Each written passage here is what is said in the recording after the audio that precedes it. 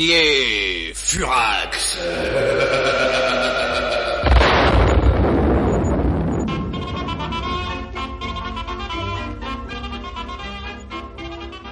La gruyère qui tue. 3e épisode. Vous êtes certain, Socrate? Certain, Furax. Mais dites donc les enfants, il y a quand même un rapprochement à faire, non? Ah, ça évidemment, si Socrate est sûr d'avoir bien entendu. Mais comme je vous entends, Black, Monsieur Glockenspiel, le fabricant de gruyère, avait déjà dit indubitablement au lieu de indubitablement. Oui. D'après vous, le policier suisse... Oui, Furax, le commissaire Frizzly, chef de la PPC, enfin qui est la DDT helvétique en somme, quoi. Eh bien, Frizzly lui-même m'a dit indubitablement. Et vous dites qu'il a plus ou moins entravé votre enquête. Pas entravé, noyé, dilué. Enfin, vous n'avez rien pu trouver à la fromagerie. Non. Il a tout fait pour que Glockenspiel paraisse en règle. Parbleu, ils sont tous dans le même con, les compagnons de l'indibutablement, les babus, quoi, c'est clair, c'est clair. Glockenspiel, le commissaire Frizzly... Et si monsieur motoriste se rappelle, Adada, le cerveau électronique, est coutumière également de cet adverbe interchangé. Tiens, mais oui, c'est vrai ça, Philodendron. Oui, elle aussi, elle a répondu indubitablement. Ouais, Bien sûr, mais ça nous mène à quoi? On ne va pas soupçonner le professeur Hardy Petit, non? Non. Que monsieur se souvienne à quel sujet Adada a répondu indubitablement. Il s'agissait de l'innocence de Gugumus. Or, Gugumus est précisément chargé de l'entretien de la machine. Bon sang, mais oui, tu as raison, Philodendron. La machine aurait menti pour couvrir Gugumus. Oui, et se serait trahi en disant indubitablement... Adieu. Mais où allez-vous, Furax? Voir le professeur, j'ai quelque chose à lui demander. Eh ben, on est le 2 décembre, c'est le jour des coups d'État, hein. Ouais.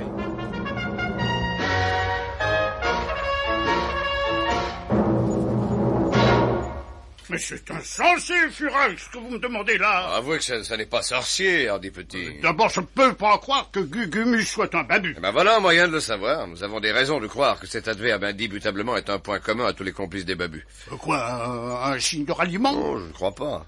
Un mot de passe? Non plus, à mon avis, un tic, une sorte de maladie de la prononciation, un défaut cérébral, quoi. Vous pensez... Enfin, le fait est là, les complices des babus disent indubitablement à Dada elle-même. Oh, mon déducteur électronique, d'après vous? Oui, Dada a couvert Gugumus. J'ai besoin de savoir si Gugumus est complice, donc s'il prononce le mot indubitablement, c'est tout. Et vous voulez que ce soit moi Oui, exactement. Il est votre collaborateur, il ne se méfie pas de vous, faites-le parler, parlez-lui surtout, enfin... Ah, de quoi? Ce que vous voulez, posez-lui des questions, surtout des questions sur des choses indubitables, pour qu'il vous réponde indubitablement. Voilà, compris, professeur? Je vais essayer, mon cher Furax, mais après tout, si c'était une piste... Bon, alors, j'attends la réponse ici, soyez habiles. Bonne chance.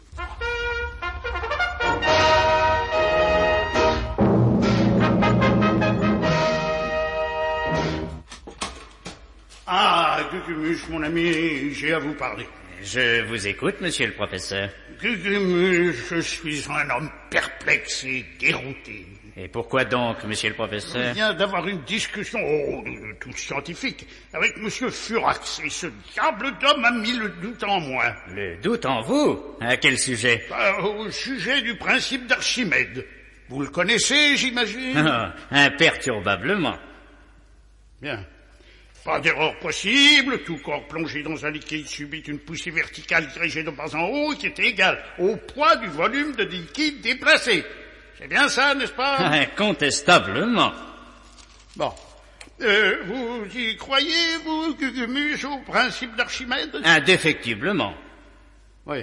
Vous le considérez comme absolu et définitif? Irrévocablement.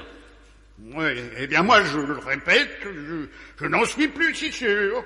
Alors je veux en avoir le cœur net. Je vais refaire personnellement l'expérience. Ah. Emplissez la baignoire, Gugumus.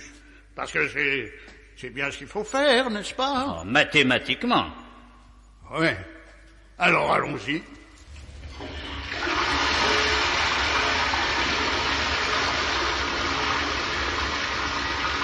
Alors, ça y est. Incomplètement. Ah, faites vite, hein, je suis impatient, moi. C'est fait. Positivement. Bon. Je peux pas entrer dans la baignoire tout habillé, non? Effectivement. Ouais, l'expérience n'aurait pas la même valeur. Irréfutablement. Alors je me déshabille. Ma veste, mon pantalon, La chemise... Je peux garder mon caleçon, peut-être? Éventuellement. Ah ouais. Oui, enlever mes chaussures, c'est nécessaire. Indispensablement. Bah. Eh ben alors, allez, je vais entrer dans la baignoire. Il y a assez d'eau? Suffisamment. Ah, à la température normale. Évidemment. Bon. Alors, allons-y. Voilà. Vous observez, Gugumus? Attentivement. Voyons le principe. Cette eau est bien un liquide. Indiscutablement. Et alors je plonge mon corps dans ce liquide, vous voyez? Remarquablement. Et d'après vous, tout se passe bien. Automatiquement. Oui. Gugumus, mon ami, est-ce que je flotte? Inévitablement. Donc mon corps plongé subit une poussée verticale. Et subséquemment. Poussée dirigée de bas en haut. Obligatoirement. Ce qui tendrait à prouver que cette poussée est égale au poids du volume déplacé. Positivement. Si je vide la baignoire, plus de poussée. Consécutivement. Plus de liquide, plus de volume. Inexorablement. C'est tout de même extraordinaire. Donc le principe d'Archimède est exact. Infailliblement. J'ai eu tort de le révoquer en doute. J'ai subodoré de travers. Inconsidérément. Gugumus, je peux avoir confiance en vous? Oh, intégralement. Archimède était un type bien. Incommensurablement. C'était un parfait honnête homme. Scrupuleusement. Son principe forme un tout. Indissolublement. Vous croyez en lui? Immuablement. J'ai donc été induit en erreur. Anticonstitutionnellement. En somme, je n'ai plus qu'à me rhabiller. Vestimentairement. Bon. Alors allez trouver Monsieur Furax qui m'attend dans mon bureau et dites-lui qu'il s'est entièrement trompé, du tout au tout. Vous dites, Gugumus? Et rien de plus, monsieur Furax. Le professeur m'a chargé de vous dire que vous vous êtes trompé du tout au tout. Trompé. Il a dit trompé. C'est de moi qu'il parlait. Indubitablement, monsieur. Comment? Vous dites? Je dis indubitablement, monsieur. Oh, les mains, Gugumus! Quoi? Qui, moi? Oui, vous, Gugumus! Les mains en l'air! J'ai dit haut les mains, Gugumus. Mais, monsieur Quand Furax... Furax dit haut les mains, mon bonhomme, on lève les mains. Très haut, mieux que ça, voilà. Je veux bien, monsieur Furax, mais... Silence, c'est moi qui parle.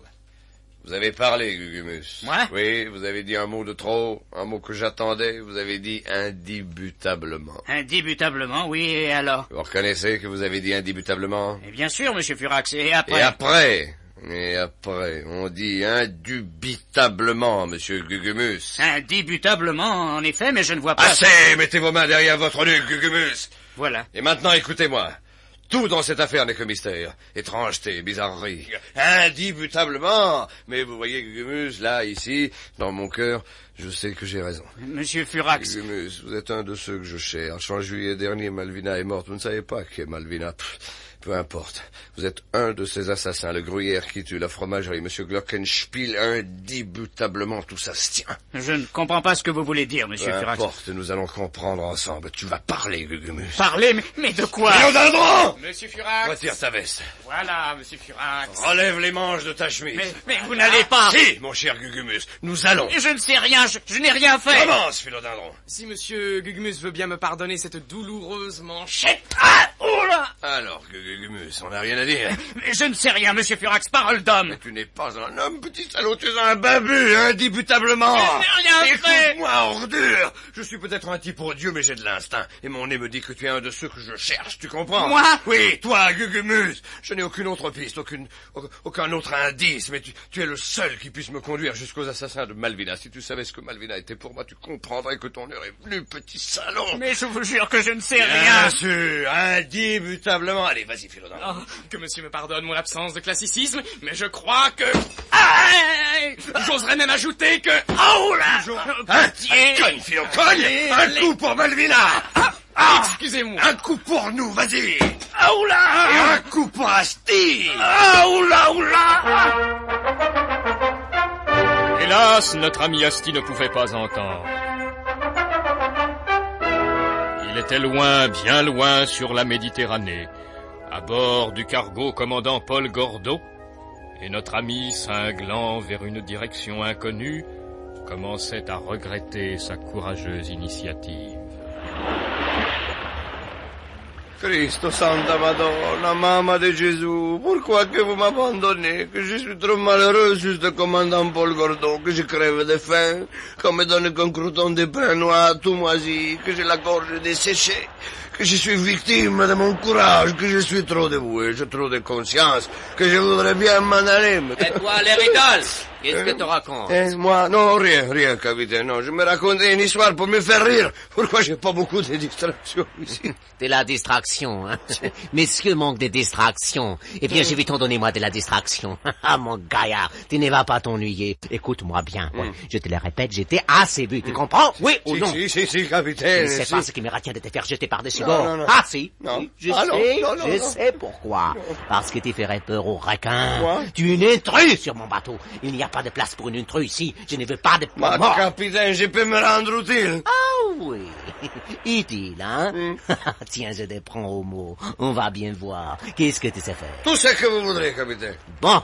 Tu vois le mât de charge? Si, capitaine. Tu vas me les passer en caustique et au chiffon zireur. Si, capitaine. Et de la crabaudine à la volée de balancine combrée. Si, capitaine, que ça va briller. En même temps, tu graisseras le panneau de cale. Tu passeras le manche de ventilation papier de verre et tu me poseras de la moquette dans la chambre des machines. Si, capitaine, si. Capitaine, le dîner est servi. Oh, Christ, par exemple, quelle erreur surprise. Vous, monsieur Pitoiseau, vous êtes aussi ici? Qu'est-ce que c'est cette plaisanterie?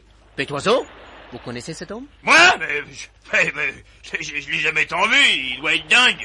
Faites excuse, marin, mais vous devez faire erreur, moi je vous connais pas. Moi. Vous me... Je ne vous connais pas.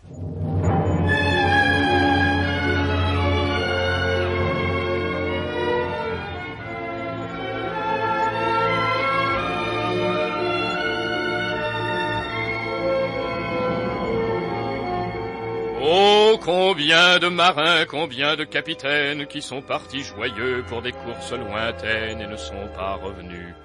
Combien? On ne sait pas. Les statistiques officielles n'ont jamais donné de chiffre exact. Mais une chose est certaine, c'est que sur le cargo commandant Paul Gordon, en pleine Méditerranée, le marin Astis Poumante se sentait seul, terriblement seul. Alfred Pitoiseau lui-même feint de ne pas le connaître. Eh, dites, alors, Pitoiseau, que vous faites celui qui prend de la distance, que vous faites dans le snobisme, non? Pourquoi que vous me reconnaissez pas? Mais je peux pas vous reconnaître puisque je vous ai jamais vu. Même que vous avez J'ai dit... rien pu dire.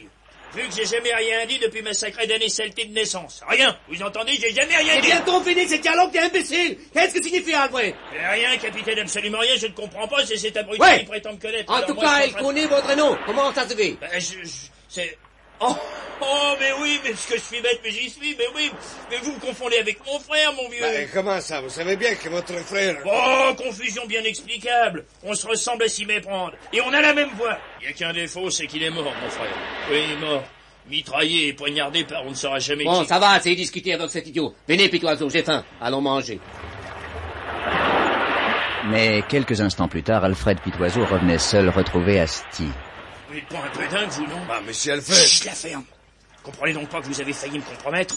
Heureusement que le capitaine s'est pas rendu compte. Sans ça, je donnais pas cher de notre peau à tous les deux. Ah, Christ, moi je Et voulais pas... officiellement, je ne vous connais pas, vous ne me connaissez pas, compris? Si, je ne le ferai plus. M'a dit, où c'est qu'on va? Mais vous le verrez assez tôt. Et un peu de questions, hein. Ici, la règle, c'est le silence, bouche cousue, discrétion absolue. Moi, je ne dis jamais rien, faites comme moi. Parce que chez nous, celui qui parle, c'est un mec condamné.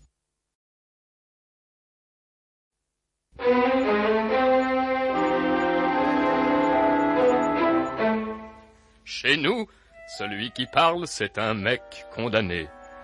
Pitoiseau avait dit vrai, et c'est sans doute pour cette raison que là-bas, à Paris, le perfide Gugumus, interrogé par Furax, refuse de dire ce qu'il a fait du malheureux Théo Courant, malgré l'insistance de Philodendron. Tiens, Pitié! Oh, pitié, assez, pitié, monsieur Furax! Arrête un instant, Philodendron, oui. Alors, Gugumus, tu vas parler? Moi? Pas un mot, sale chien. Bruit de poilu et malfaisance. C'est bon, Philo, continue. Tiens, qu'est-ce que c'est encore? J'ai les phalanges en compote à force de frapper sur cet ignoble sac d'os. Philodendron, mon petit, ce Gugumus est le seul lien avec les assassins de Malvina, la seule piste. Il faut le faire parler. Parler? Moi? Jamais, crapule, jamais. Je crois que j'ai une idée, monsieur. Ah oui, laquelle? Ce pick-up. Les haut-parleurs m'ont l'air assez puissants. Si vous m'autorisez à chercher la musique idoine, je crois que nous obtiendrons un résultat assez intéressant. Je ne parlerai pas plus avec ta musique qu'avec tes coups. Saleté de maudite pourriture de lèche-pied. As-tu trouvé quelque chose, Philodendron? Qu'est-ce qu'il faut, monsieur Furax? Attends, je vais traîner son fauteuil jusqu'au haut-parleur, là. Voilà. Je ne dirai rien. Bande de crottes de cloporte. Ignoble fait de limace. Rien. Silence, chien! La musique, Philo, mon petit. Tenez, monsieur Furax. Voilà qui va lui plaire.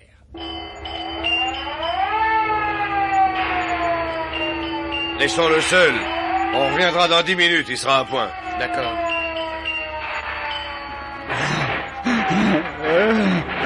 Oh non. Au secours. C'est pas possible. Pitié. Pitié. Oh non. Non. Il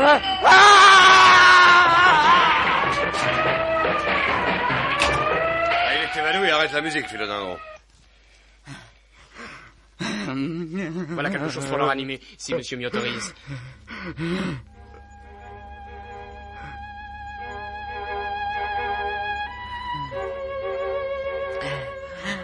Parfait. Il ouvre les yeux. Oui. Oui. Comme c'est bon. Merci. Vous me sauvez la vie. Alors parle à présent, Gugumus. Parlez. Jamais, ordure, tu m'entends? Jamais. Philodendron! Compris, monsieur Furax. Voilà.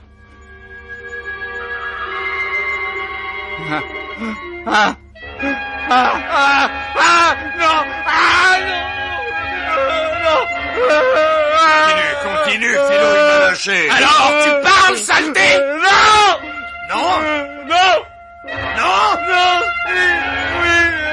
Arrêtez.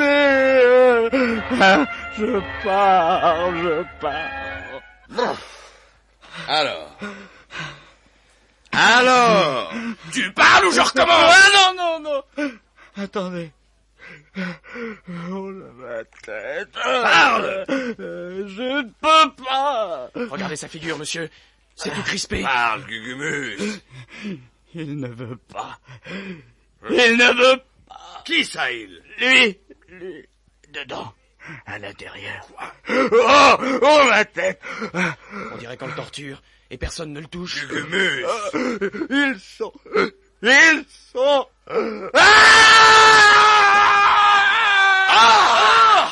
Bon Dieu. Regarde, Philo. Sa tête.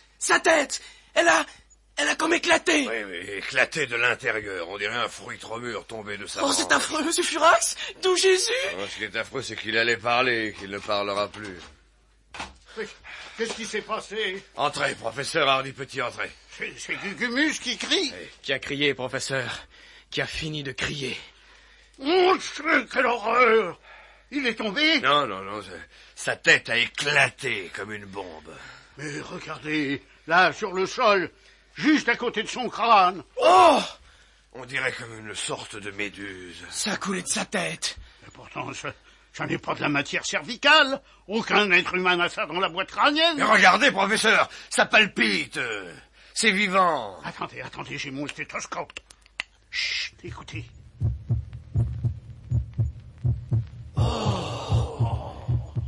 Mais dites-moi, ces battements... Oui, Furax, ce sont les mêmes que ceux que nous avons entendus l'autre jour. Dans le gruyère, professeur. Oui, mes amis, dans le gruyère. Ce sont les mêmes battements. Ils deviennent plus irréguliers. On dirait que cette chose ignoble va mourir. Mais dites-moi franchement, Furax, c'est vous qui avez tué cet homme? Non, professeur Hardy Petit, il allait parler, il allait tout avouer. Et on a senti en lui comme une lutte, un combat terrible, et puis tout d'un coup, sa tête a éclaté. Éclaté? Oui. Comme une figue mûre. Et cette chose-là, cette sorte de méduse palpitante, vivante, a coulé de son crâne et s'est répandue sur le sol. Elle ne bouge plus. Écoutez au stéthoscope. Plus rien. Plus rien. Cette chose, elle aussi, est morte. Morte. Et pourquoi, à votre avis, professeur? Parce qu'elle ne pouvait vivre qu'à l'intérieur de Gugumus. Ce serait donc comme une sorte de parasite, si vous m'autorisez cette expression finlandaise. Exactement, Philodendron.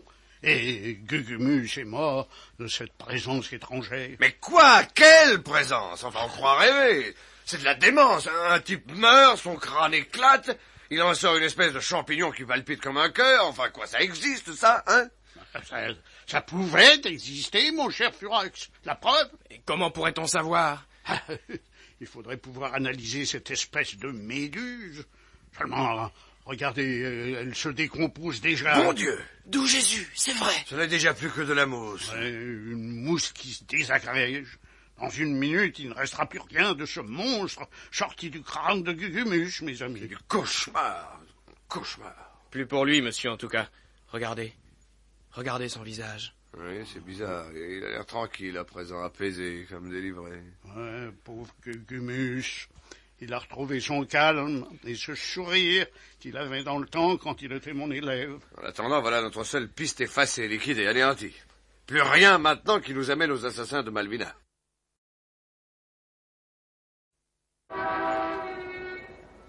Eh, Black, hé! Ouais, qu'est-ce qu'il y a? Là, tu vois pas le type, là? Celui qui a les après-ski et une soutane à carreaux vert et rouge? Non, plus loin, là-bas. Loin? Oui. On voit un qui tient son chapeau sous le bras et qui porte son imperméable sur la tête. Non, mais non, ça c'est un gars distrait, ça c'est à droite, là, près de l'arrêt de l'autobus. Oh, bon sang! Oh, par exemple, Cocodou la Bayard. Ah, c'est bien lui, tu l'as reconnu. Bah, tu parles, y a pas ici trompé, ce vieux Cocodou. Eh, Cocodou, Cocodou la Bayard. Cocodou, mon vieux. Alors? Quelle bonne surprise. Comment ça va? Très bien, messieurs, mais vous devez faire erreur. Oh, on fait erreur. Ça, elle est bonne, celle-là, c'est la meilleure. Vous êtes pas Cocodou la Bayard, peut-être? Comment dites-vous? Cocodou la Bayard.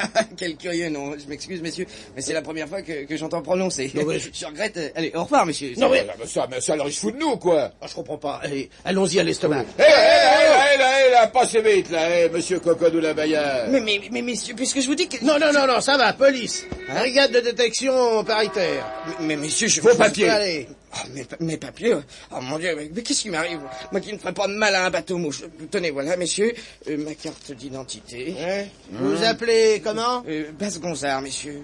Antoine Basse-Gonzard. Oui, profession? Je suis agent d'assurance, monsieur. Très bien considéré par mes employeurs, d'ailleurs. Et alors, la carte d'identité. Bah oui, conforme, mon vieux, ça correspond. Tiens, regarde, c'est bien ça. Antoine Basse-Gonzard, agent d'assurance. Ouais, bon, vous êtes en règle. Excusez-nous, une ressemblance, sans doute. Y a pas de mal. Chacun en ce bas monde a son sosie. Allez, au revoir, messieurs.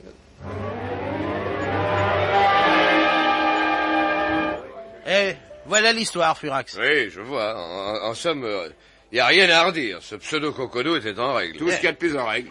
Et vous êtes sûr de la ressemblance? Oh là là, c'est plus qu'une ressemblance, c'est un calque, une photocopie. Ouais, il y a comme ça des choses. Ouais. Mais dites-moi, vous avez relevé son adresse à ce Basse-Gonzard? Oui. 26 rue du Fer-à-Prisé, dans le 12e.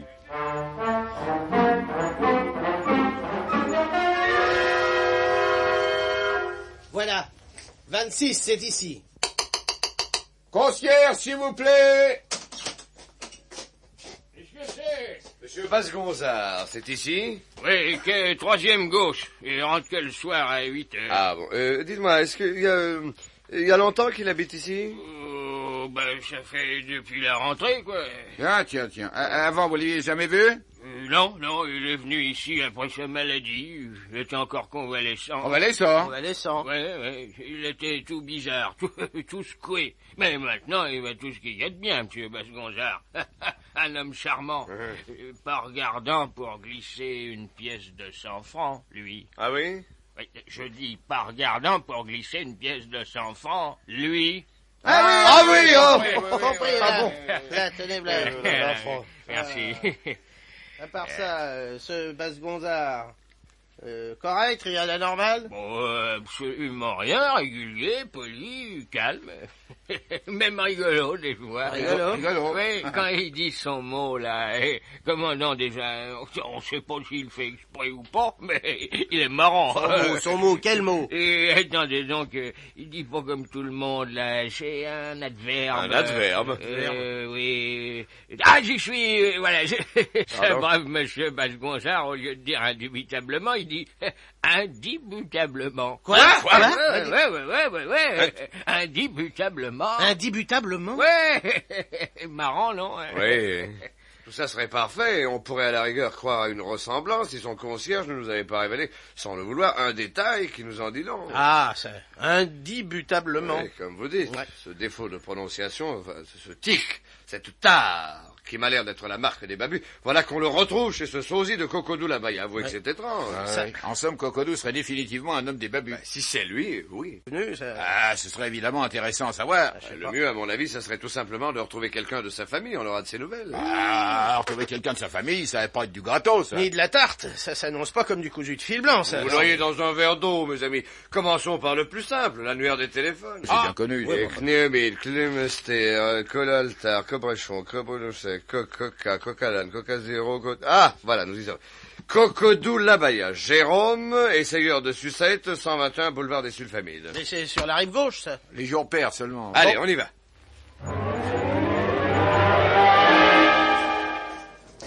119, 123, où ça peut bien être le 121? Peut-être entre les deux, non? Ah oui, c'est là, ça doit être cette sorte d'échoppe. Oui, sûrement qu'il y a une plaque, tu vois. Jérôme Cocodou Labaya, licencié sucrerie, agrégé de Guimauve. Entrons, on va bien voir.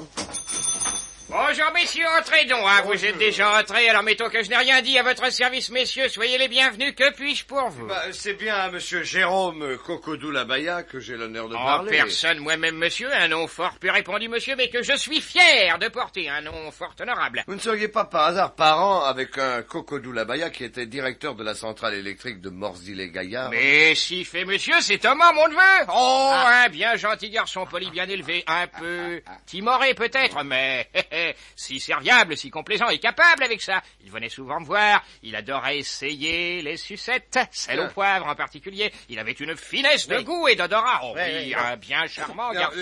Dites-moi, ce Thomas Cocodou Labaya, votre neveu, qu'est-ce qu'il est devenu? Hélas, monsieur, il est mort. Mort? Eh oui, c'est bien triste. Et il y a longtemps? Au mois de juillet, oui. En juillet, après son retour de voyage en Amérique centrale, il revenait d'un patelin, je ne me rappelle plus. Porto Flippo, peut-être, au Honduras portugais. Hein? C'est ça, il me semble vaguement. Ouais. Et à son retour, il était malade? Pas du tout. Mais alors de quoi est-il mort? Oh, bêtement, d'une intoxication alimentaire. Et qu'est-ce qu'il avait mangé? Un soufflé au fromage. Bizarre, ça, vous ne trouvez pas? Ouf, oui, si on veut. Oh, ça devait être les œufs. Sûrement des œufs avariés, parce que dans un soufflé, il y a que des œufs et du fromage. Et le fromage, ça n'a jamais fait de mal à personne. Oui, bien sûr, oui, ça n'a jamais fait de... Mais quel fromage était-ce? Ma foi, c'était du gruyère. Du gruyère? Du gruyère? Du gruyère. D'après son oncle, Cocodou Labaya est mort. Mort? Oui, et tenez-vous bien. Mort d'avoir mangé un soufflé. Un soufflé à quoi? Au gruyère, mademoiselle Fiotte. Oh, comme Madame Malvina? Exactement. Mais alors, il faudrait peut-être voir si c'est... Oui, si son corps est toujours là. Figurez-vous que monsieur Furax y a pensé avant vous. C'est pas pour rien qu'il est chez l'oncle, avec Black et White.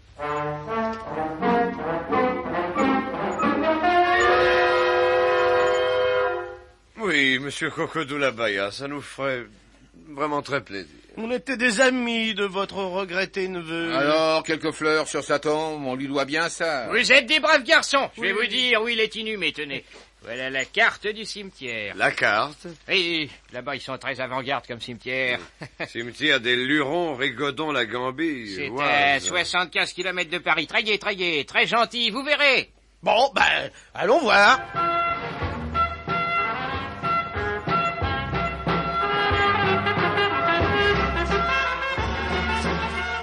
Étrange, ce cimetière, hein? Ces flonflons, ces joyeux appels de trompette. Plutôt choquant, tu ne trouves pas, Philodendron? Oh, si, monsieur Furax. En effet, une fanfare ici, en ce lieu d'éternel repos, ça a quelque chose, comment dirais-je? Ça va, Philodendron. Où sont Black et White? Les voilà, monsieur Furax. Ils ramènent le gardien avec eux. Tenez, Furax, on vous a trouvé le préposé. Il était en train de préparer un feu d'artifice. Oui. De plus en plus étrange, ce cimetière. Bonjour, mon brave. Alors, comme ça, c'est vous le gardien? Eh oui, monsieur, j'ai cet avantage. Qu'est-ce que je peux faire pour vous? Justement, je voulais vous demander, cette fanfare, ces confettis en ce lieu, c'est un peu surprenant, non? Et pourquoi non, monsieur? Ici, c'est le cimetière des Lurons. Ah oui, d'accord, mais il me semble que... La rigodon, la gambie, on n'a qu'une idée. La rigolade! Et youpi! Attends, il y a des moments où la rigolade, la joie de vivre, c'est tout de même un peu... C'est tout de même, regardez, ce cimetière... Le cimetière est à l'image de la vie quotidienne, monsieur. Pour nous autres, nos morts continuent dans l'esprit de la bonne baudriole. Ah, si vous pouviez voir un enterrement, oh ça, à se fendre la pipe, tenez. Si vous pouviez attendre un jour ou deux, il y a le père Bougrefesse qui est sur sa fin, là. C'est justement en vue de ses obsèques que la fanfare répétait. Tenez, là. Ouais. Voilà sa tombe qui est toute préparée, là. L'épitaphe est déjà gravée. Vous permettez qu'on regarde? Ben, vous en prie. C.J. Alexandre Bougrefesse, qui est mort comme il a vécu. Un verre dans le nez, une plume au chapeau. Passant qui passait par ici, riait pour lui. Riait pour lui, en fait. C'était pas mieux comme ça. Oh, bon, ça me fait penser qu'il faut que je pose des guirlandes et des lampions sur toutes les tombes. Mais dites-moi, je cherche la tombe d'un certain Thomas Cocodou-Labaya. Cocodou-Labaya. Ah oui, Ah oui, c'est le nouveau, là. C'est à droite là-bas, tenez, dans le quartier des Bisous, là, vous trouverez. Ah bon? Bon, excusez-moi, faut que je m'occupe des faces à trappe et des boules de coton. Ainsi donc, c'est vrai, il est bien mort. Vous voyez, Black, White, vous étiez trompé. Trompé? Mais je peux pas arriver à y croire. Une ressemblance comme ça, c'est incroyable. incroyable. Oui, mais ça peut arriver, la preuve. Cocodou est mort et enterré. Bah oui, évidemment. Bien sûr, Et tout de même, vous voyez, j'aimerais bien avoir le cœur net, pas toi, Black? Ah, tu parles, mais comment faire? Écoutez, il y a un moyen. Quel? Hein? C'est d'y regarder. Oui. Oui, mais pour ça, il faut attendre la nuit.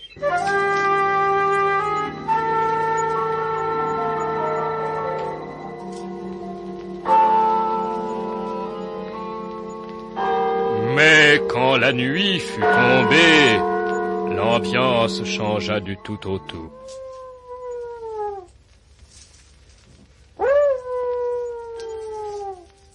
Bon sang, Black, c'est plus tellement gai ici, tout d'un coup. Comme tu dis, c'est beaucoup moins marrant. Vous avez peur?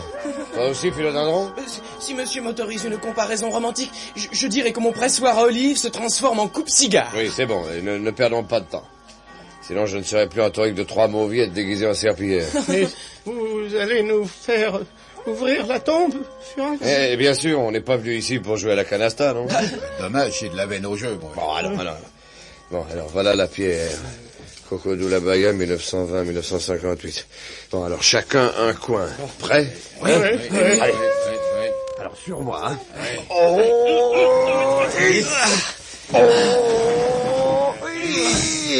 C'est voilà. Philo, monsieur, descends déclouer le couvercle de la bière. Si monsieur m'autorise, je donne ma part de bière à monsieur Black. Bah, vos bières, pouvez-vous la mettre? Curieuse façon de mener une enquête, messieurs. Ouais. Allez, Philo, vite. Oui. J'ai dit. Bien, monsieur Furax. Ça y est? Oui, je crois que oui, monsieur. Bon, alors, ouvre le cercueil. Allez, voilà. C'est lourd.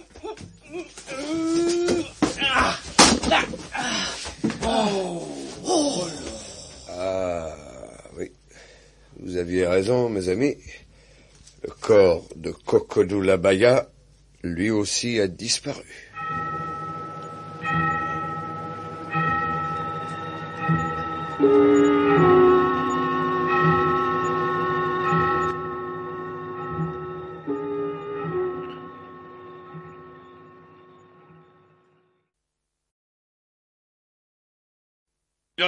Monsieur Furax. Fais ton rapport à mon ami, le commissaire Socrate. Avec joie, monsieur. Donc, ce lundi 8 décembre, nous nous sommes rendus, nantis des précisions qui nous avaient été données par son oncle, au lieu où se trouvait inhumé Feu Cocodou-Labaya, c'est-à-dire au cimetière des Lurons, à Rigaudon-la-Gambie, dans l'Oise. Très gai comme coin, d'ailleurs. Les morts ont la belle vie, là-bas. Ouais. La nuit venue, nous avons procédé à l'ouverture de la sépulture du dit Cocodou, et avons constaté des visus, l'absence du corps dissolu dans la bière. Quoi? Le cercueil était vide? Oui, Socrate. Comme celui... de Malvina, oui, mon vieux. Et alors? On a tous fait le rapport, bien sûr. Il y a même une ressemblance encore plus troublante entre les deux cas, Socrate. Quelle? Cocodou-Labaya est mort empoisonné par un soufflet au gruyère. Au gruyère? Mais bon Dieu, mais qu'est-ce que ça peut bien être, ce gruyère?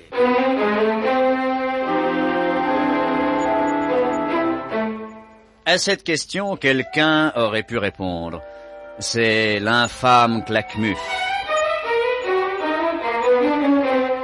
Mais pour l'instant, il était bien trop occupé à s'acharner sur le malheureux Théo, prisonnier dans une villa de Bougival. Petit curieux, tu vas bientôt payer ton indiscrétion, mon bonhomme. Alors, Claquemuf, c'est décidé. Vous me supprimez. C'est décidé, Théo. Bon, je peux écrire un mot à ma femme. Si tu veux. Tiens, papier, stylo. Écris. Vous lui ferez porter. Possible. Jurez-le. Moi, jurer? Ça prouverait quoi? Non, tu dois me croire. Rigolo, non? Très rigolo. Bon, voilà. Asbestos, lis-moi ce qu'il a écrit. Je ne voudrais pas que ce petit saligo nous possède au dernier moment. Chère Carole, voici à la fois ma dernière lettre et mon épitaphe. Son épitaphe, pauvre type. Continue, Asbestos. Vivre, impossible. Lutter, assez. Théo renonce. Oublie-le, ma beauté. Oublie-le, naïf enfant. Brave orphelin, utopique, généreux. Il vécut avec largesse. Voilà. Et puis il y a la signature. Attendez, je rajoute un post-scriptum. Voilà. Fais voir. Ceci est ma dernière lettre. Elle est un peu triste, mais c'est la première lettre qui compte. Le reste n'est rien. Pauvre lamentable français. Tous pareils, de la littérature, même au moment de crever. Vous ferez porter cette lettre, Claquemuf? On verra. Faites-le. Je ne vous demande rien d'autre. Carole doit être dans un tel état. Entrez. Qu'est-ce que c'est, concierge? Une lettre qu'on vient de remettre pour Madame Carole Théocourant. Attendez, merci. Tiens, ma chérie, c'est pour toi. Oh, papa, on dirait... Oh, c'est l'écriture de Théo. Oh, mon Dieu. Ah oui, ouvre-la, cette lettre. Oui. Chère Carole, voici à la fois ma dernière lettre et mon épitaphe. Vivre impossible. Lutter, assez. Théo renonce. Oublie-le, ma beauté. Oublie-le, naïf enfant. Oh, papa. Brave orphelin, utopique, généreux, il vécut avec largesse, signé Théo Courant. Oh, mon Dieu. Attends, ma chérie, il y a un post-scriptum. Oui, ceci est ma dernière lettre. Elle est un peu triste, mais c'est la première lettre qui compte. Le reste n'est rien. Ah! Nous y voilà. Justement, non, papa, je te l'ai dit. Théo ne m'a jamais écrit de lettre. Il n'y a jamais eu de première lettre. Tout dépend de ce qu'on appelle la première lettre. Oh, explique-toi. Regarde comme il termine. C'est la première lettre qui compte. Le reste n'est rien. Et alors? Eh ben, la première lettre, ma chérie. La première lettre de chaque mot. Le reste n'est rien. C'est pour ça que ça a l'air tellement décousu. Attends. La première lettre de chaque mot. Ah. Vivre impossible, lutter, assez. Ce qui fait V-I-L-L-A, villa. Villa. Attends, je continue. Théo. T. Renonce. R. Oublie-le. O. Ma. M. Ce qui fait T-R-O-M. Beauté. B. Oublie-le. O. Naïve. N. Enfant. E. B-O-N-E. T-R-O-M-B-O-N-E. Trombone. Villa Trombone. Tu vois, mon petit, tu vois. Oh, mais où ça, cette ville-là? Où? Mais continue, papa. Brave orphelin. B-O. Utopique. U-B-O-U. Généreux, il vécut. G-I-V. Bougive. Avec largesse. A-L. Bougival. Bougival. Villa Trombone à Bougival. Voilà, c'est sensationnel. Il a réussi à nous faire porter ça par les babus eux-mêmes. Oh, vite, papa, vite, y a pas un instant à perdre. 22. La Villa Trombone, c'est où? Ah, c'est là, Socrate, entre la Villa Clarinette et le chalet au bois. Que personne ne sort de ce périmètre. Tirez à vue, compris? Alors, Théo, c'est fini cette prière, oui? Voilà 37 minutes que tu as commencé. Mais c'est une très longue prière, Claquemuse. Dépêche-toi, ce petit poignard est tout vibrant d'impatience. Oui, j'ai presque fini. Je me repens, Seigneur, de toutes mes mauvaises actions. Je les regrette du fond de mon âme. Alors, Théo, ça vient? Oui. Je les regrette aussi vrai que 2 fois 2 font 4, aussi vrai que 2 fois 3 font 6, que 2 fois 4 font 8, 2 fois 5, 10, 2 fois 6, 12, 2 fois 7, 14, 2 fois 8, 16, 2 fois 9... 2 fois 9... 2 fois 9, 18. Ah, 2 fois 9, 18. 2 fois 10, 20. C'est fini! Oui, je suis à vous, Seigneur, comme l'enfant est à sa mère, comme le canard est au navet, comme le macaroni est à la bolognaise. Mais qu'est-ce qu'il fout de bon sang? Comme la sardine est à l'huile, les grenouilles à la provençale. Ils ont donc pas reçu mon mot. Qu'est-ce qu'il fout de bon Dieu qui m'écoutez, que mes péchés par vous soient pardonnés. Ainsi soit-il. Ah, tout de même, tu as fini tes singeries. Oui, Claquemuse, oui. Tant pis. À vous de commencer les vôtres. Ouvre ton veston. Plus vite! Ton gilet. Écarte ta chemise. Très bien. Ton cœur est-il là? Il est bien là. Et le vôtre, mon pauvre vieux, où est-il? Il est en pierre, le mien! En pierre dure, et j'en suis content. Parce que moi, on me fera pas un trou dedans avec la pointe d'un poignard. Qu'est-ce que c'est, Asbestos? Tu me déranges au meilleur moment. Patron, les fourmis. Oh, les fourmis sont dans le sucrier. Non seulement elles sont dedans, mais elles sont en train de le renverser et on va prendre 12 tonnes de sucre sur la gueule. Qu'est-ce que tu racontes? Les flics, monsieur Claquemuse. Où ça? Mais partout, devant, derrière, sur le toit, des perdreaux dans tous les coins. Fichons le camp, Asbestos.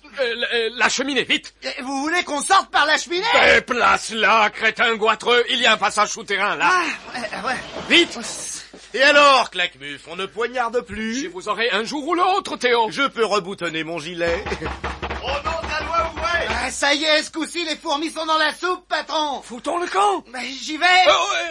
Moi les premiers, mon petit, toujours. Adieu, mon pauvre ami. On se retrouvera. Saligo. Chaviro, mon cher. Et ouvrez, bon sang! Un instant, on y va. Théo. Carole. Théo.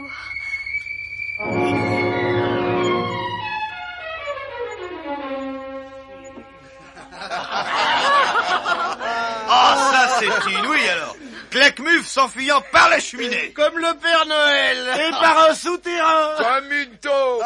Mais ça n'a pas l'air de vous faire rire, Furax. Non, professeur. Parce que Claquemuse en liberté, c'est la victoire qui nous échappe. La vérité qui s'évapore. Et la mort de Malvina pas encore vengée. Oh, Furax a raison. Claquemuse est libre et triomphant.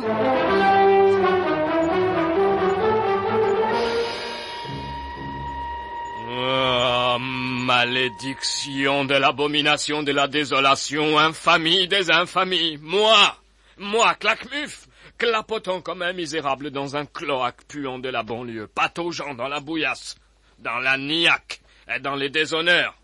Mais aide-moi à sortir de là, Asbestos! Faut pas vous laisser aller, monsieur Claquemuse. On est tiré d'affaire, c'est déjà ça. Mais oui, mon petit Asbestos, mais la honte de la fuite, tu l'oublies. Oh, mon Dieu, que je suis triste. Mon âme est comme une banane brûlée, froide et molle au fond d'une vieille gamelle. Allons, monsieur Gamel, tout n'est pas perdu. J'ai pensé à emmener l'échantillon de minerai. Oh, pour pas que ça tombe dans leur page. Génial, tu es génial, mon petit asbestos. Viens là que je t'embrasse. Oh, ben... Et le gruyère, mon petit, tu y as pensé aussi? Le gruyère? Oui, le gruyère. Oh!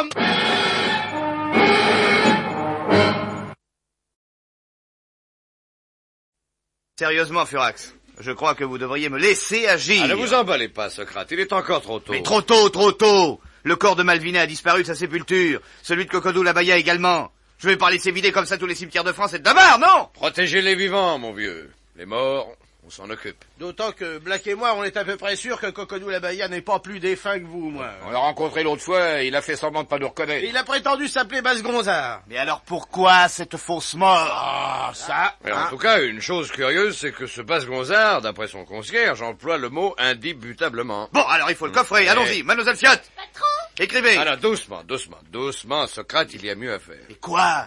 Le surveiller. Parfaitement. Exactement. Et ça, je crois que nos amis Black et White vont pouvoir s'en charger.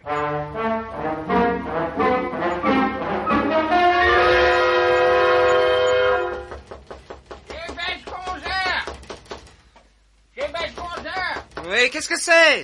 Et moi, monsieur Basse-Gonzard, Mess d'Affur, le concierge. Ah oui.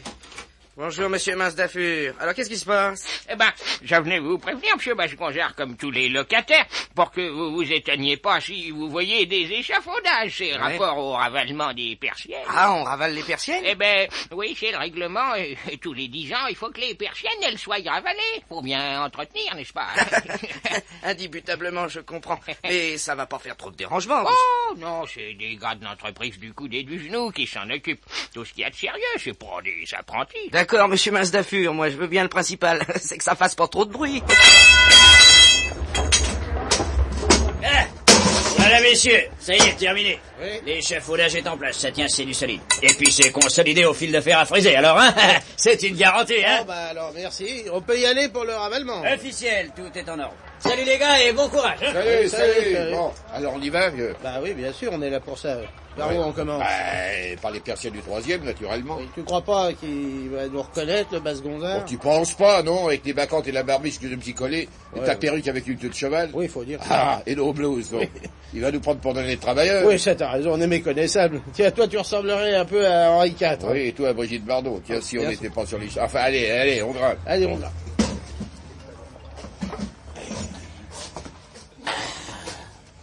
Ah, ça y est, on est arrivé. Bon, écoute, ayons l'air de bosser. Oui, bah, qu'est-ce qu'on fait? Bah, n'importe quoi, on siffle. Ah oui, on siffle, ah oui. Oh, attention, le mec qui ouvre sa fenêtre. Bonjour, messieurs. Alors, comme ça, on ravale? Eh oui, salut, monsieur. Elles en ont vachement besoin, dites vos persiennes. Il était temps, hein. Ah oui, et qu'est-ce que vous allez leur faire? On va les changer de place. Ah, les changer de place? Oui, ça c'est le règlement, tous les 10 ans. La persienne de gauche à droite et celle de droite à gauche. Ah, et c'est nécessaire? Ah, indispensable. Et sans ça, ça s'userait toujours du même côté, à cause du vent. Ah oui, bien sûr. Mais pourquoi vous commencez pas par le rez-de-chaussée ou par le 5e? Ah, ça, le ravalement des persiennes, ça se commence toujours par le 3e étage, ça. Ah, question d'équilibre et de décapage. Si on décape plus haut ou plus bas au départ, ça fausse tout le décapage. Le 3e, ça sert de repère pour le décapage. C'est l'étage des talons, l'étage témoin, quoi, comprenez? Ah, oui. Ah ben, excusez-moi, on sonne, hein. Oui, et ben moi, on m'ôtera pas de l'idée que c'est bel et bien Cocodou Labaya, ce Basse-Gonzard. Oui, t'énerve pas. On est là pour bigler. Biglons à l'intérieur. Tu vois? Oui, il a de la visite. Oh! Mais regarde qui entre! Oh, bon sang! Clapmuf!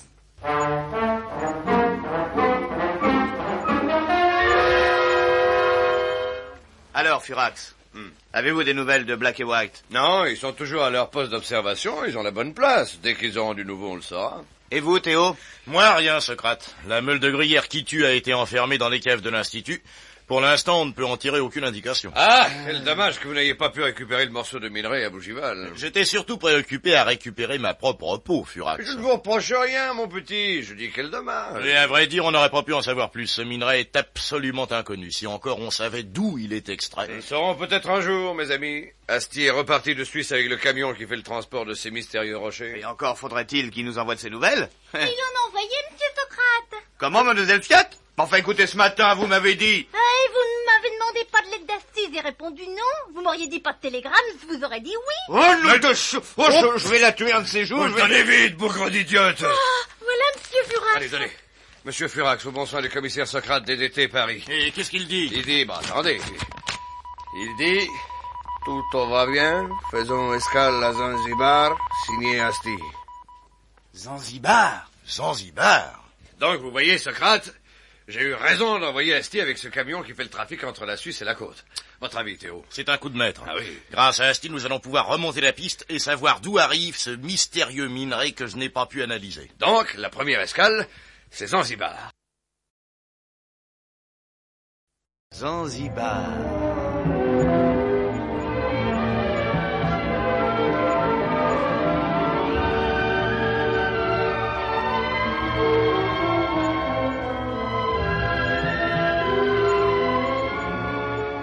Sur les bords de l'océan Indien, comme une perle oubliée par l'Orient à l'oreille de l'Afrique, l'île de Zanzibar.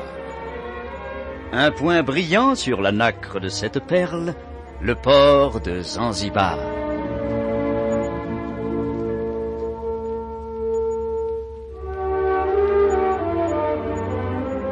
Zanzibar, dernier port du monde par ordre alphabétique, est le premier d'Afrique après le Cap, Dakar, Alger et une centaine d'autres plus importants que lui.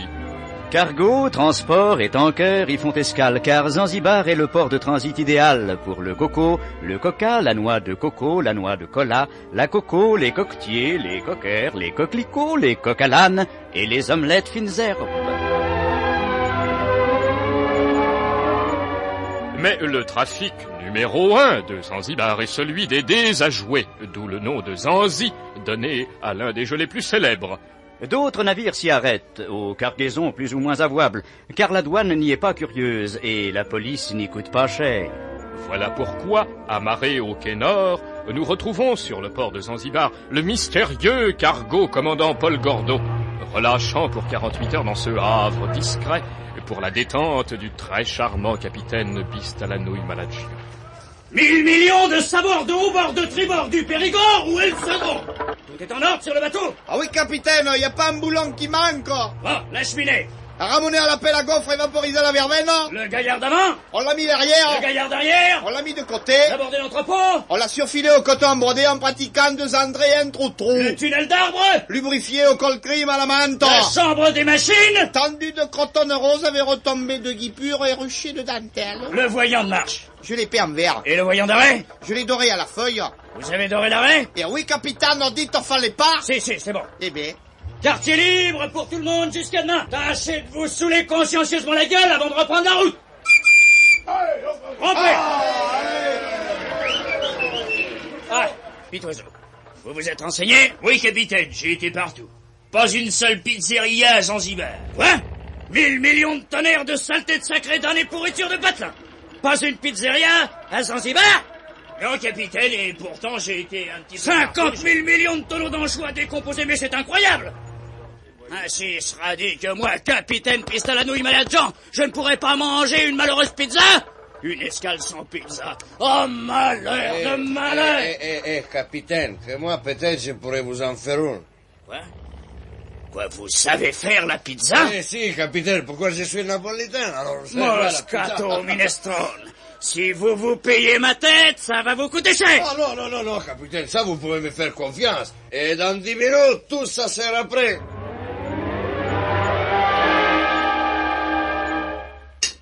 Alors, cette pizza, ça vient ou quoi? Si, capitaine, que c'est prêt. Mais que je l'ai fait cuire dans la chaudière à mazout. Alors c'était pas facile, hein. Voilà, capitaine, que vous pouvez vous régaler. C'est bon, hein? Ouais. Alors ça, c'est ce que vous appelez une pizza? Si, capitaine, c'est comme à Napoli. Ah oui. Comme à Napoli, hein? Si. J'en ai pourtant mangé de la pizza à Naples. Aucun rapport avec celle-ci. Ah non, alors... Monsieur le capitaine, que j'ai mis que de bonnes choses. Parlons en faire. Regardez un peu ce que je vais en faire, moi, de cette pizza. Regardez bien de tous vos yeux. Seigneur le capitaine. Oui, regardez-la bien, cette pizza. Elle va connaître le sort qu'elle mérite. Et son auteur aussi. Capitaine, pitié.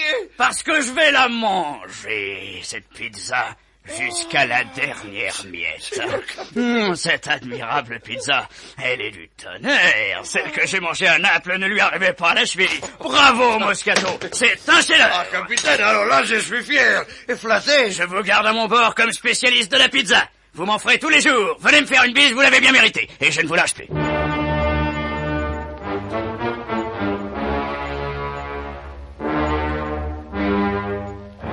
Asti est dans la place, la bonne place, l'excellente place pour surveiller le trafic du cargo commandant Paul Gordo.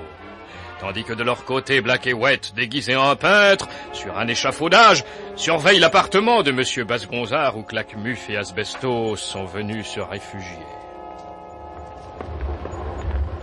Je commence à en avoir marre, moi, mon vieux. Oh, bah, et moi non, j'ai le vertige. Mais avoue que ça vaut le coup, non? Ah, ça, je dis pas. Un œil sur Claquemuf, un autre sur Basgonzard. Ce Basgonzard qui ressemble à Cocodou Labaya comme un frère. Ça, c'est pas du temps perdu. Ils ont l'air de travailler, hein. Mais les perdons pas de vue. On dirait que... Attends, regarde. On dirait, oui, qu'ils préparent l'appartement comme s'ils allaient recevoir une visite. Encore une fois, mon cher Basgonzard, je suis navré d'en être réduit à donner mes rendez-vous dans votre home. Oh, mais ça ne me dérange nullement, monsieur Claquemuf. Ça n'est pas pour ça que je suis navré. C'est parce que votre logement est minable et que votre présence me gêne. Ah bon? Bien, parfait. Vous êtes trop aimable, monsieur Claquemuf. Mais je vous promets d'être sage. C'est encore trop. Hein? J'attends une visite importante. Trop importante pour toi. Asbestos. Patron! Tu vas m'enfermer ces cocodous, enfin ces Basgonzard, dans un placard pendant toute l'entrevue. Bien, monsieur Claquemuf. Où que c'est qu'il y a un placard, mon pote? Tenez, là, dans l'entrée. Mais il n'est pas très confortable. Je m'en fous! Ah bon? Je dois avoir une conversation avec une des personnalités les plus importantes et les plus dangereuses de la secte des Babus. Alors, ton confort, petit Basgonzard, ça ne compte pas, absolument pas. Compris? Oui. C'est clair? Indubitablement, monsieur Claquemuf. Bon Dieu, déjà. Mais oui, c'est l'heure. Vite, dans les placards, vite. Ouais.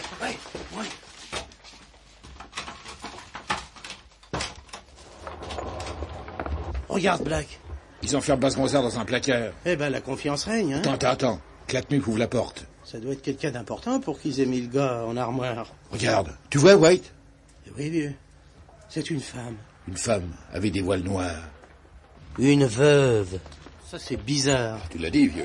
Bizarre, oui. Une veuve. On s'attendait plutôt à voir Claquemuf recevoir un tueur ou des trafiquants ou des babus mystiques. Et au lieu de ça, une dame en long voile de deuil. Une veuve. C'est peut-être la sienne. Dis donc pas de bêtises. Je sais pas, je cherche, moi. Cherchons plutôt à voir sa tronche, cette pauvre dame. Comment tu veux? Avec ses rideaux funèbres, là, on peut rien distinguer. Si on pouvait entendre ce qu'elle lui raconte.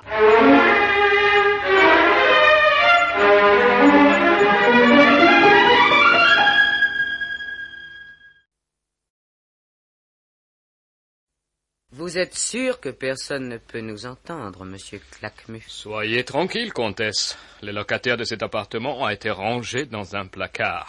Quant à Asbestos, il n'entend rien, il ne comprend rien. N'est-ce pas, Asbestos? Asbestos? Vous voyez? Parfait. Vous savez que je n'aime pas me déplacer, surtout pour des contacts aussi compromettants. Un simple rendez-vous, comtesse. Oui, mais avec vous, monsieur Claquemuf, qui êtes recherché, signalé, traqué. N'exagérons rien. Nous nous sommes enfuis des Bougival sans laisser de traces et personne n'aura l'idée de venir me chercher chez ce ridicule Basgonzard. Vous êtes sûr de lui? Comtesse, rien à craindre. C'est un de nos soumis. Et vous savez que les soumis sont plus babus que les babus eux-mêmes. Je crois le savoir mieux que vous, monsieur Claquemuf. C'est vrai. Oui, j'oubliais, excusez-moi. À l'avenir, évitez de parler devant moi des soumis. Ce sont eux à présent qui font la force des babus, indubitablement. Ils sont soumis, oui, mais à une grande cause, à quelque chose de monstrueusement fantastique, et non pas soumis à des réflexions plus ou moins ironiques des petits babus de la première heure. Je vous demande pardon.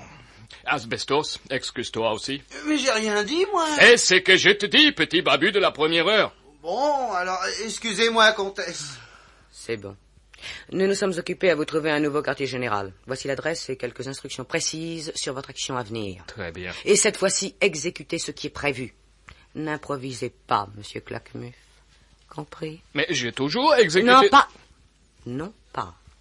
Ce pauvre Théo Courant, vous deviez le supprimer, il me semble. Je n'ai pas eu le temps. Un babu doit toujours avoir le temps de faire place nette. Respectez les consignes, monsieur Claquemuf. J'essaierai, comtesse. Et pendant ce temps-là, de l'autre côté de la fenêtre, sur leur échafaudage, Black et White... Mais qu'est-ce qu'ils peuvent bien se dire, le claquemuf et la femme en noir? Ça devait être quelqu'un, son mari. Parce que pour le deuil, il a mis le paquet. C'est pas du petit deuil, c'est du deuil de grande classe. Pousse-toi un peu, laisse-moi regarder, attends. Je sais pas si son bonhomme c'était quelqu'un, mais elle, c'est sûrement pas du jus d'anchois, hein. C'est une personnalité. Look toi-même.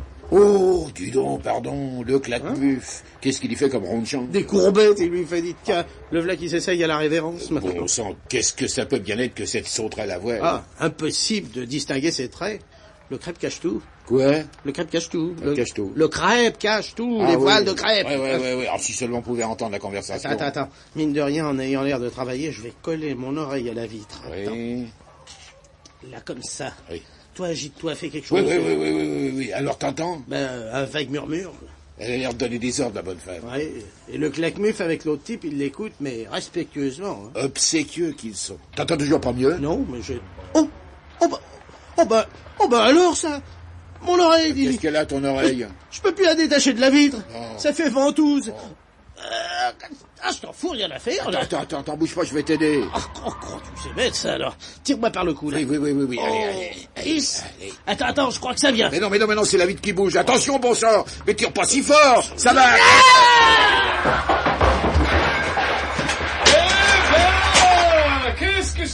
Qu'est-ce que ça signifie? Qu'est-ce que vous venez faire ici? Excusez-nous, monsieur, dame, on l'a pas fait exprès. On est navré, monsieur, dame, on comprend pas ces rapports au décapage des persiennes. C'est dur, vous comprenez? C'est le manche de mon outil qui a ripé, pas vrai, mais... Ah ouais, officiel, messieurs, dames, ça a ripé, hein, la vitre a cassé, on est tombé, voilà. Ah oui, ça a ripé, comme ça. Oui. Et ces morceaux de vitre qui restent collés à votre oreille? Un morceau qui... Oui, ça a ripé aussi, hein? On écoute aux fenêtres, à ce que je vois. Non, pas du tout, monsieur Daron, pas du tout. On ravale les persiennes, nous. Alors, on n'est pas curieux, vous savez. C'est un accident, quoi, comme on dit. C'est une... Excusez-moi, madame. Allez, abruti, videz-moi les lieux. Dites, on n'est pas des vidangeurs, on est des honnêtes spécialistes en persiennes. Je les descends, patron. Non, Asbestos, je ne veux pas d'histoire. Allez, foutez-moi le camp. Oui. Non, pas par la porte. Ah bon? Repassez par la fenêtre. Par où vous êtes entré. Et qu'on ne vous revoit plus. Mais les persiennes, alors... Elles sont assez ravalées, vous pouvez les recracher. Allez, disparaissez. Oui. Et tâchez de dégringoler à toute vitesse.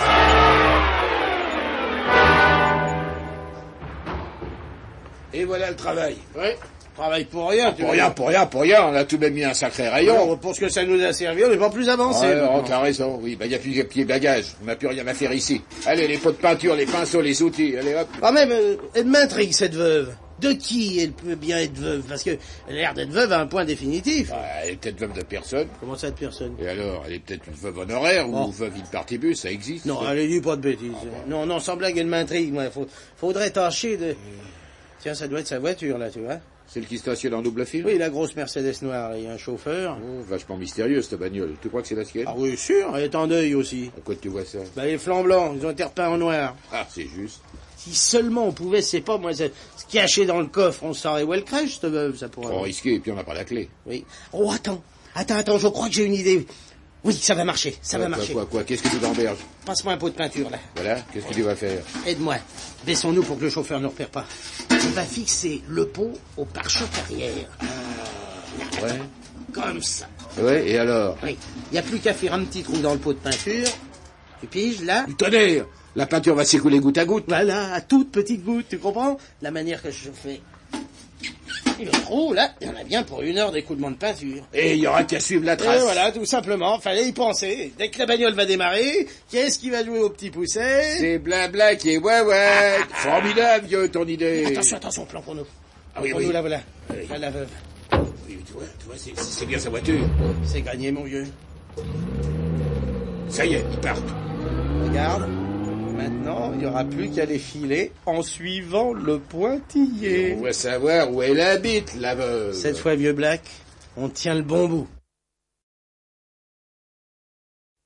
Bravo, Black. Bravo, White. Ah, ça c'est bien joué. Du cousu humain. Oh, ce crack. Vous êtes trop gentil. C'est notre boulot, quoi. Ah non, c'est du super, mes amis. Oui, arriver à suivre une voiture à distance, ça c'est joli. Vous trouvez pas, mademoiselle Fiat? Oh si, patron. L'idée de fixer un pot de peinture au pare-soc avec la peinture qui coule goutte à goutte, c'est sans ça. Écoutez, vous êtes les petits poussets de la police privée. N'empêche que grâce à notre truc, on sait qui est cette veuve mystérieuse. Et à quel endroit elle habite? Oh, épatant, mais... Dites-moi, Furax, vous n'avez pas l'air emballé, vous? Moi? Oh, si. Mais vous êtes là dans votre coin sans rien dire. Moi? Oui, le fait est, Furax, vous n'êtes pas très enthousiaste, hein? C'est pas bien joué, notre coup? C'est pas joli, notre filature, non? Si, bien sûr. Mais je suis inquiet. Inquiet? Quoi? Oui, cette veuve mystérieuse qui rend visite à Claquemuf et qui lui inspire tant de respect, c'est certainement un personnage puissant et dangereux. Et alors? Eh ben justement, mon cher, c'est tant mieux d'avoir trouvé sa piste. Exact, Socrate, mais ces gens-là sont bien gardés, méfiants. Et si Black et White n'ont pas pris énormément de précautions, la veuve doit être sur ses gardes. Sur ses gardes du corps. Mademoiselle Fiat, mademoiselle Fiat. Non, mais Furax, vous savez, on a fait attention, hein? Vous êtes sûr? Oh, oui, on s'y est pris habilement. On s'est renseigné en douce chez un commerçant. Vous êtes certain de ne pas avoir donné l'éveil? Oh, certain. Ah oui, racontez-moi un peu comment vous vous y êtes pris, très exactement. Eh ben, voilà, on a repéré l'hôtel particulier où s'était arrêtée la voiture, rue Mazot de la Roche à Neuilly. Les taches de peinture entraient au numéro 24, alors nous... Faudrait qu'on se renseigne, hein. Il y a qu'à demander à un agent. Oh, je t'en prie, White. Il y a qu'à voir chez les commerçants. On peut pas faire tous les boutiquiers du quartier non plus, à moins d'aller en face, là, tiens. Ah oui, pourquoi pas? Comment ça s'appelle? C'est une quincaillerie, ça? Oui, c'est une quincaillerie. C'est marqué Victor Froid de la Chose, quincailler de brouillon. Quincailler de brouillon. Ouais. Amusant. Allons-y. Hein. Allez, allons-y. Bonjour messieurs, qu'est-ce qu'il y a pour votre service? Bonjour madame, c'est vous la patronne? Oui monsieur, j'ai cet avantage. Qu'est-ce que je vous vends? À vrai dire, madame... Julie Froid de la Chose. Julie Froid de la Chose, joli nom, hein. À vrai dire, on n'est pas très fixé. On a vu votre magasin en passant, on l'a trouvé sympathique, alors... Et on s'est dit, on va entrer des fois qu'il y a quelque chose qui nous plaît. Sûrement, messieurs, ici pour tout ce qui est de la quincaillerie, on est les champions du secteur. Pardon, messieurs, vous avez des petites punaises à tête plate? Un instant, vous voyez bien que je suis occupé avec ces messieurs. Alors, qu'est-ce qui vous ferait plaisir? Un porte-bouteille? Oh, j'ai un article sensationnel. Un porte-bouteille en fil de fer galvanisé entièrement tricoté à la main. Non? Un jeu de casserole alors. Ou un plumeau. Un plumeau, on en a deux sortes. Les plumeaux cuits et les plumeaux crus. On va jeter un petit coup d'œil. Il y a tellement de choses chez vous. Est-ce que vous avez des petites punaises à tête Je plate? suis occupé, que je vous dis. Alors, messieurs, vous faites votre choix? Ouais. Dites, madame, c'est bien une dame qui habite l'hôtel particulier au 24, là, juste en face. Ah oui, la comtesse Rondibesco. Oh, une dame très bien. Un peu bizarre, mais très bien. La pauvre, elle est veuve. Oh, c'est dommage. Surtout pour le défunt. Ah oui, de qui elle est veuve? Son mari. Un monsieur très haut placé, un diplomate. Il était dans le plâtre. Il s'était cassé une jambe? Mais non, il était diplomate dans une entreprise de chaux et ciment. Dites, vous avez des petites punaises à tête plate? Oh, la barbe, une minute! Ah oui, je vous disais, la comtesse. La comtesse, oui, alors. Toujours en grand deuil qu'elle est. Même qu'elle mange des crêpes à chaque repas. Et on raconte dans le quartier que... On raconte quoi? T'as fini de débloquer? Je débloque pas, je cause. T'as pas à causer des gens du quartier avec n'importe qui. Mais là, patron, on n'est pas n'importe qui. Vous venez pour acheter ou quoi? Ouais, elle prenait pas sur ce ton. Je prends sur le ton qui me plaît. Mais quoi? Puis vous avez des tranches qui me reviennent pas. Il est vachement commerçant, monsieur Froid de la Chose. Hein? Commerçant ou pas, c'est comme ça, allez, caltez. Bon, enfin, tout de même, Victor. Ta gueule, toi. Oh, tu parles de la mufle. C'est parce qu'il me retient d'y mettre sa baraque en l'air, moi. Quoi? Qu'est-ce que vous dites? Dites, vous avez pas des petites punaises à tête Quoi? plate? Me mettre ma boutique en l'air? Non, mais je voudrais bien voir ça. Tu vas le voir, mon gars. Allez, à nous de blaguer. Allez, mais qu'est-ce qu'il veut? Voulez-vous arrêter? Sauvage, un bandit! Et hop, la batterie de cuisine. Et hop, le train. Chérie, mais en avant les marmites. Et par ici les poils à frire. Et on voulait vous dire Revenez, attention. Grande distribution de poudre de taille et de marteau. Et chaud, alcool et 3 arrosoirs. Dites, vous avez des petites punaises à tête plate? Allez hop, allez.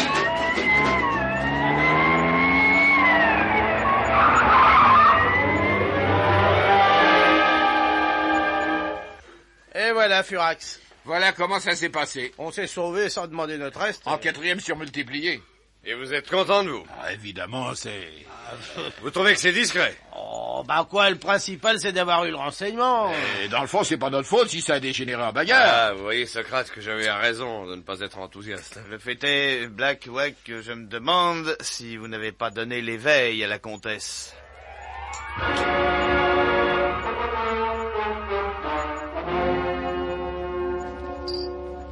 Aldo! Madame la comtesse? J'ai entendu du vacarme tout à l'heure.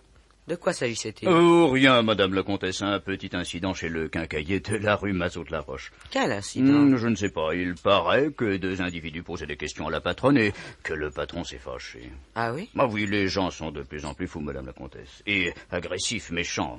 Tenez, que madame la comtesse se figure, j'ai trouvé tout à l'heure un pot de peinture attaché derrière la voiture. Un pot de peinture? Oui, madame la comtesse, fixé au pare-choc arrière. Une méchante farce, certainement. Un pot de peinture. À suivre! C'était signé Fluax, le gruyère qui tue.